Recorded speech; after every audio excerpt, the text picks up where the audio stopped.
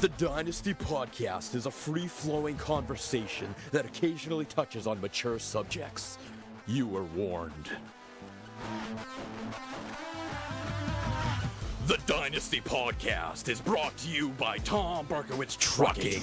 When it comes to rubbish removal and eco-friendly recycling, Berkowitz Trucking makes it simple. Don't be a dick.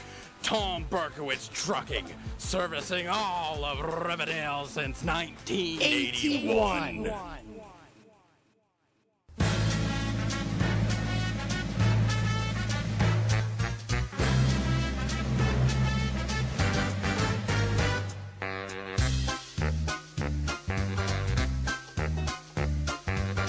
It's time to play the music. It's time to light the lights. It's time to meet the assholes on the Dynasty tonight. That's right. It's time to put on makeup. It's time to dress up right. It's time to raise the curtain on the Dynasty tonight. Why do we always come here? I guess we'll never know. It's like some kind of torture to have to watch the show.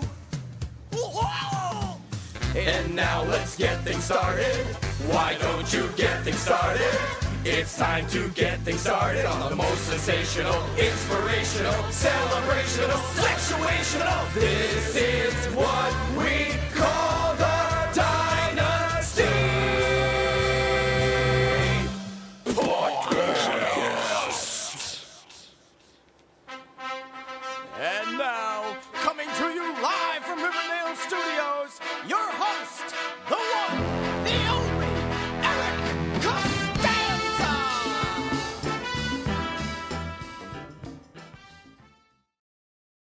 Greetings and salutations. Jump on board to episode number 12 of the Berkowitz Trucking Dynasty Podcast.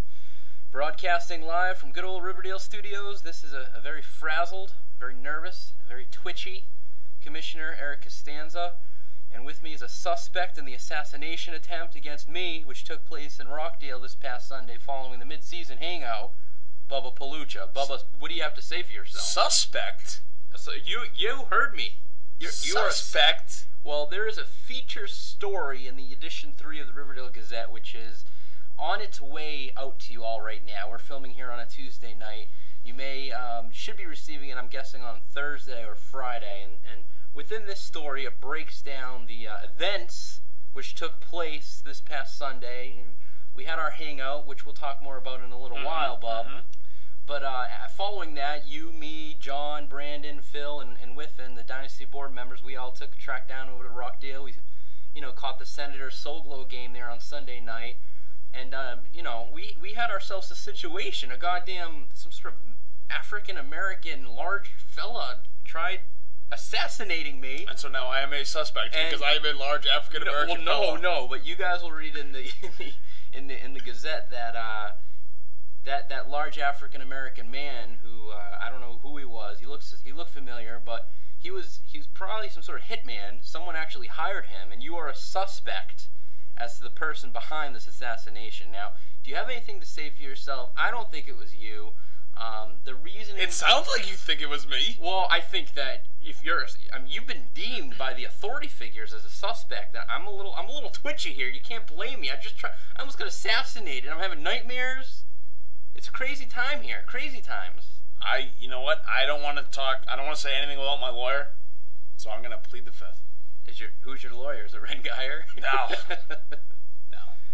All right. John Geyer. Brother? Yeah. Okay.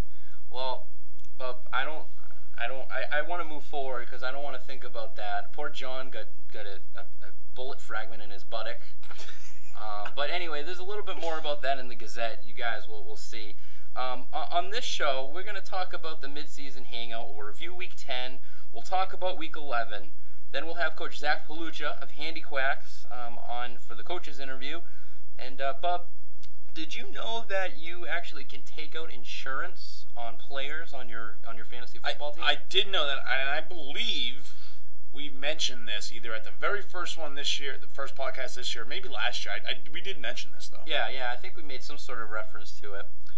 It's a pretty fascinating subject topic, and you can essentially take take insurance out on your player, maybe in the beginning of the season, and if they end up, crapping the bed, busting their ACL or whatnot for a certain amount of games, you end up getting some sort of, compensation back. It's fascinating. And the man who created this, his name is Henry Holszweski. I'm not sure if I'm pronouncing the last name right. I think it's Holszweski. Polish. Yes, very Polish.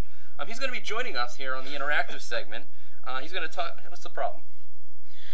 What's the problem? You should be used to this by now. That was not what I was expecting. Okay, all right. Well, he's going to be joining us on the interactive segment. And Bub, again, since you're a suspect to this assassination which took place, I know that you have a scheduled meeting to answer some questions with some authority figures later on, and I believe that's going to be taking place during the interactive segment. So I'll handle the interview with Henry and Fantasy Sports Insurance. I'll clear my name.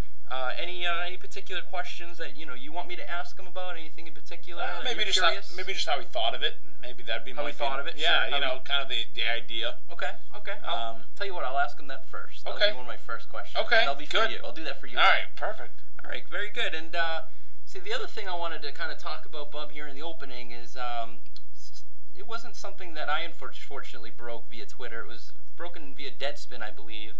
I didn't break it because I was tied up. I had a day off on Sunday, enjoying myself with you fine folks. But on Deadspin, they reported that Yahoo had a situation occur on their fantasy football webpage, and apparently somewhere around like 12:55, Yahoo's server got fucked up, and basically all the way up through 1 o'clock it was down, and nobody who plays on the horrible Yahoo fantasy site was able to go in and make any last minute lineup decisions and adjustments, and all hell broke loose, as you can imagine. We had the unfortunate pleasure of the first 4 or 5 years of using Yahoo, and we learned from it and we moved on. It's horrible, Bub. But I wanted to read a couple comments from the article that is up on Deadspin regarding this Yahoo situation. Yeah, sure. You can imagine what would have happened. Pandemonium. Yeah, cats and dogs living together. I mean, if you're one of those guys who maybe waited until 12:52 to swap in a by the way, you probably shouldn't have done that. No, not at all. But I mean, that is your prerogative. But here's just some comments left on the page from some Yahoo users. Some Yahoo hooligans, if you will. Fuck you, Yahoo.